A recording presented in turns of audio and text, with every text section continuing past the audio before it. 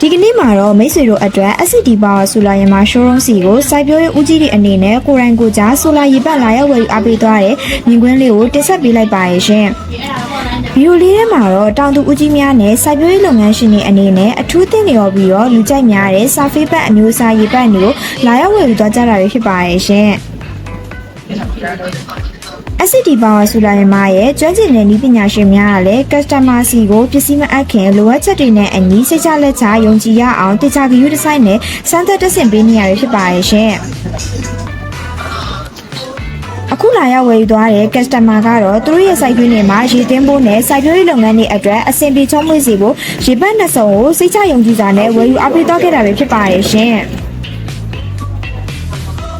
ဒီနေရာမှာထူးခြားချက်တစ်ခုအနေနဲ့ကတော့အခုလိုရာသီဥတုမိုးအုပ်နေတဲ့အချိန်တွေမှာတော့မှ SCD ရဲ့အရေးသွင်းမြင့် DC Solar စနစ်နဲ့ချိတ်ဆက်အသုံးပြုပေးထားတာကြောင့်ရေတွေပုံမှန်အတိုင်းထွက်ရှိနေတာကိုတွေ့ရှိရမှာဖြစ်ပါရဲ့ရှင်။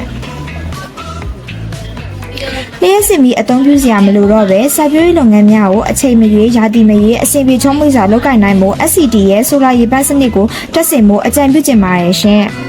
မိတ်ဆွေတို့ရဲ့စိုက်ခင်းတွေခြံတွေအိမ်သုံးတဲ့လုပ်ငန်းသုံးတွေအတွက်လိုအပ်တဲ့အရေးသွင်းမြင့်ဆိုလာရေပတ်အမျိုးအစားစုံလင်စာကိုတနေရာထဲမှာစိတ်ချယုံကြည်စွာနဲ့ဝယ်ယူခြင်းနဲ့ဆိုရင်တော့ SCD Power Solar မှာကိုအခုပဲဆက်သွယ်စဉ်းစားမြင်မြန်နိုင်ပါပြီရှင်။